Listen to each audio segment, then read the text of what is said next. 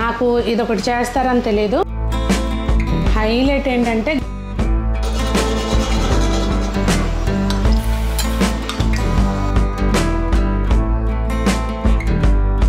అంత యమ్మీగా ఉంది.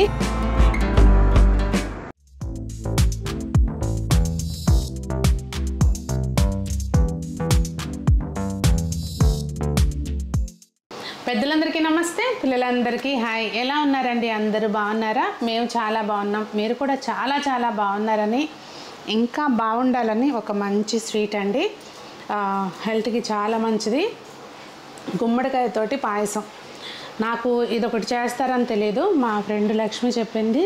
సో నేను చేశాను. చేసి తిన్నాక, ట్రై చేసి తిన్నాక మళ్ళీ యాజ్ ఇట్ ఈజ్గా ఇప్పుడు మీకైతే చేసి చూపిస్తున్నానండి. రెసిపీ చూసేయండి, చాలా చాలా బాగుంది.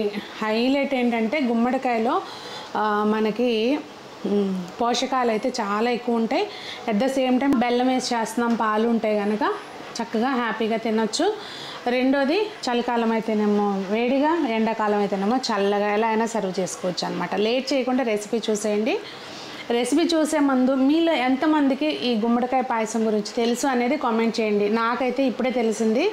మీలో ఎంతమందికి తెలుసు అనేది కామెంట్ చేయండి. ఇదిగోండి గుమ్మడికాయ చక్కగా మనం ఇట్లా పైన చెక్కు లోపల వైపున అంతా కూడా క్లీన్ చేసేసుకుని ఇప్పుడు తురుముకోవాలి. ఇక్కడ ఇదిగోండి ఇట్లా లావు బెజ్జాలు ఉంటాయి కదా, సో ఇటు లావు వైపు తురుముకోవాలి. సన్నగా కట్ చేసుకుని కుక్కర్లో పెట్టుకోవచ్చు, కానీ ఇట్లా తురిమితే ఏంటంటే మనకు కొంచెం సేమియా టైప్లో వస్తుంది అనమాట. పొడుగుగా బాగుంటుంది, తినడానికి బాగుంటుంది అనమాట. ఇదిగోండి ఇట్లా పొడవుగా వచ్చేటట్టు తురుముకోండి, ఓకేనా. ఇది మనం ముక్క పట్టుకునేటప్పుడు కూడా ఇట్లా పట్టుకున్నాం అనుకోండి, పొడవుగా వస్తుంది.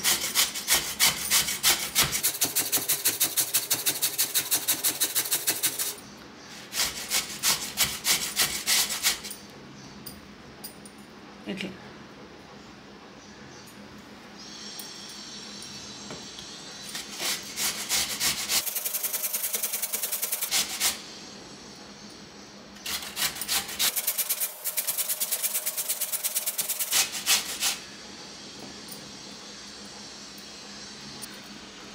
ఇదిగోండి చక్కగా అంతా తురిమేసుకున్నాం కదా. ఇప్పుడు దీన్ని మనం ఒక గిన్నెలోకి వేసుకోవాలండి.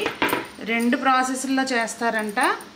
అయితే ఇప్పుడు నేను బాయిల్ చేసి చేస్తున్నాను. దీన్ని మనం హల్వాలాగా చేసుకోవచ్చు, అంటే హల్వా చేస్తాం కదా క్యారెట్ హల్వా, ఆ టైప్లో చేసుకుని దానిలో కొంచెం ఎక్కువ పాలు పోసి చేస్తే అట్లా కూడా బాగుంటుందంట.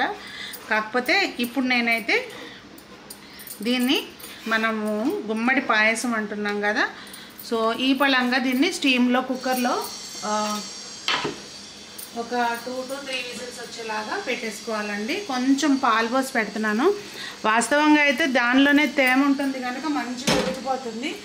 కాకపోతే ఏంటంటే కొంచెం ఆ పాలల్లో ఉడికితే ఆ టేస్ట్ వేరు ఉంటుంది కదా, అట్లా కొంచెం మునిగేలాగా పాలు పోసేసి ఇది స్టీమ్లో ఉడకబెట్టుకోవాలంటే కుక్కర్లోకి మనము వాటర్ పోసి ఈ గిన్నె పెట్టేసుకుని ఒక 2 to 3 విజిల్స్ వచ్చేలాగా పెట్టుకోవాలండి. ఇదిగోండి చూసారా, చక్కగా అందులో వాటరు మనకి ఈ పోసిన పాలు కలిపి చక్కగా మంచిగా సాఫ్ట్గా కుక్ అయిపోయిందండి. మీకు ఓపిక ఉంటే కనుక కొంచెం దీన్ని ముందు నేతిలో వేయించుకొని అప్పుడు పాలు పోసి అట్లా కూడా ఉడకబెట్టుకోవచ్చు. నేను క్విక్గా అయ్యే ప్రాసెస్ చూపిస్తున్నాను అనమాట. ఇదిగోండి ఇప్పుడు దీన్ని ఒక గిన్నెలోకి మార్చేసుకోవాలి. పాలు అయితే ఇంకొంచెం పోసుకోవాలండి. ఇప్పుడు నేను తీసుకున్న క్వాంటిటీకి దాదాపుగా 1 లీటర్ పాలు పడతాయి. ఈ ఆల్రెడీ కాసిన పాలేనండి, అందుకని పోసేస్తున్నాను. ఇట్లా మనం పాలు పోసినాక ఒక ఉడుకు రానివ్వాలండి. మొత్తం మంచిగా కలుపుకోవాలి. కొంచెం అదేంటంటే తురుము ఒక దగ్గరికి వచ్చి ఉండల్లాగా లేకోకుండా కొంచెం ఇట్లా మంచిగా కలిపేసుకుంటే చక్క మనకి తినేటప్పుడు మంచిగా ఇట్లా తురుము నీట్గా సేమియా తింటాం కదా, ఆ టైపు ఫీల్ వస్తుంది అన్నమాట. ఇదిగోండి చక్కగా బాగా ఒక 5-6 నిమిషాల పాటు ఉడికిన తర్వాత చూసారా, ఇందాక ఇట్లా ఉండల్లాగా ఉన్నాయి కదా, అట్లా మంచిగా ఇట్లా వచ్చేస్తుంది అనమాట. చక్కగా ఒక 5-6 నిమిషాల పాటు బాగా మంచిగా ఈ పాలల్లో అది ఉడకనివ్వాలి. అయితే మనకు ఇప్పుడు అట్లా లూజ్గా కనిపిస్తుంది కదా, దీనికి ఏంటంటే స్పెషల్ ఇంగ్రీడియంట్ ఒకటి. ఇదిగోండి ఇది బియ్యపిండి తడిపిండి అండి. తడిపిండి అయితేనే బాగుంటుందంట. కొంచెం ఇక్కడ నేను తీసుకున్న క్వాంటిటీకి ఒక 2 టేబుల్ స్పూన్స్ వేసి పాలల్లో, చల్లటి పాలల్లో కలిపేసుకుని పోసుకుంటే ఏంటంటే మనకి బాగా ఉండలు లేకుండా నీట్గా ఉంటుందన్నమాట. లేదంటే ఊరికే ఉండలు వచ్చేస్తాయండి. తడిపిండి టేస్ట్ బాగుంటుందంట. అంటే ఈ రెసిపీ మా ఫ్రెండ్ చెప్తే చేశాను నేను ఇంట్లో. ఒకసారి ట్రై చేసి తను చేసి తీసుకొచ్చింది అనమాట మన వస్త్రధారకి. చాలా చాలా బాగుంది. మా లక్ష్మి చేసి తీసుకొచ్చింది. అసలు నేనైతే ఎప్పుడు వినలేదు. నిజంగా చాలా బాగుందండి. ఇంకా నేను ప్రాపర్గా తను చెప్పిన ప్రాసెస్ వేరు, కాకపోతే నేను దీన్ని మోడిఫై చేసి కొంచెం చేస్తున్నాను. అంటే నేను ఎట్లా ట్రై చేశానో మళ్ళీ మీకు కూడా అలాగే చెప్తున్నానండి. చాలా చాలా బాగుంది.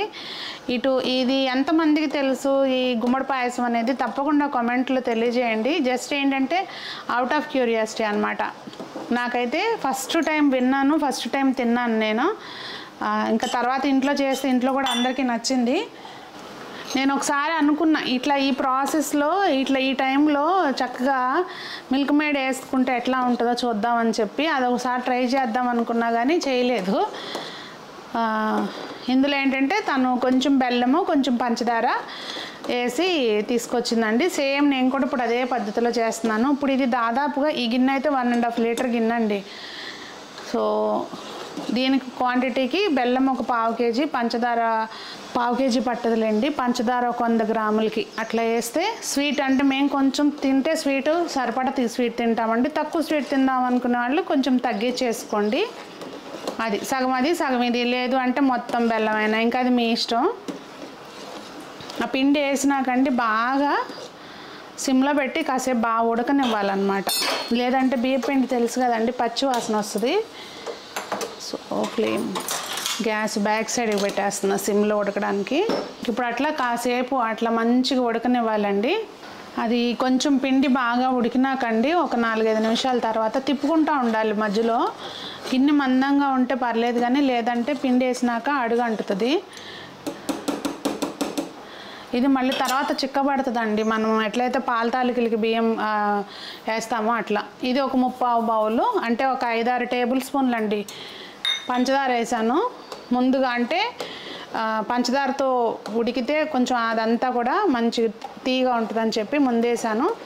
బెల్లం ఏంటంటే గ్యాస్ ఆఫ్ చేసినాక వేస్తే కరిగిపోయి ఉంటుంది, మళ్ళీ ఇరుగుతుంది అనే టెన్షన్ లేకుండా ఉంటుంది అనమాట అది. సో పంచదార వేసినాక మళ్ళీ ఒక 4-5 నిమిషాల పాటు ఉడకనివ్వాలి.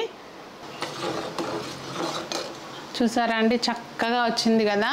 No added colour, no added flavour, ఏమి ఇలాచి కూడా ఏమి అవసరం లేదు. దాని టేస్ట్ దానికి అట్లాగే ఉంటే బాగుంటుంది. ఏం జీడిపప్పు కానీ ఏం వేసే పని లేదు. మీకు కావాలంటే వేసుకోండి కానీ తను తెచ్చింది అయితే మాత్రం నాకు అట్లాగే నచ్చింది. మా ఫ్రెండ్ తెచ్చింది అయితే మాత్రం ఇంకా యాజ్ ఇట్ ఈజ్గా అట్లాగే గ్యాస్ ఆఫ్ చేసేసుకొని బెల్లము మీరు తినే రుచికి అనుగుణంగా వేసుకోండి. ఇక్కడ నేనైతే ఒక 1/4 కేజీ బెల్లం వేసాను. వేసి ఇంకా అట్లా వదిలేసేసేయడమేనండి, మూత పెట్టి ఇప్పుడు ఏం కదిలించొద్దు.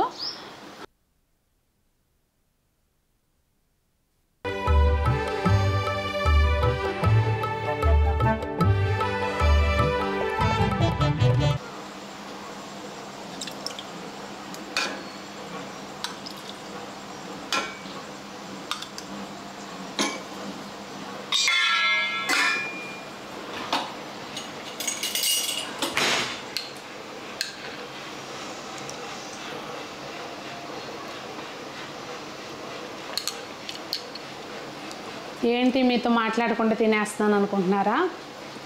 ఏం లేదండి, అంత యమ్మీగా ఉంది. ఆఫ్టర్నూన్ చేసి పూర్తిగా చల్లారనిచ్చాను. అలా ఎంజాయ్ చేయడమే. ఇంకా చాలా చాలా బాగుందండి. మా రూబీ కొంచెం పెడితే తినేస్తుందంట. తింటావమ్మా? అప్ప తింటావా? అయితే నేను ఒక క్లిప్ మిస్ అయిందండి.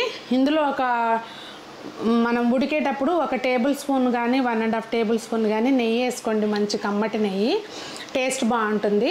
లేదంటే స్కిప్ కూడా చేయొచ్చు. అది మరి రెసిపీ ట్రై చేయండి. మీకు తెలిస్తే కనుక, ఆల్రెడీ తెలిస్తే మీరు ఇంకా ఇలా కాకుండా ఇంకేదైనా వేరే చేంజెస్ తోటి చేస్తారా అనేది కూడా కామెంట్ చేయండి. మరి అందరూ బాగుండాలి, అందులో మనం ఉండాలి. ఇలాంటి ఆరోగ్యకరమైన రెసిపీలు తింటూ జీవితాన్ని ఆనందంగా ఆస్వాదించాలని కోరుకుంటూ మీ సునీత.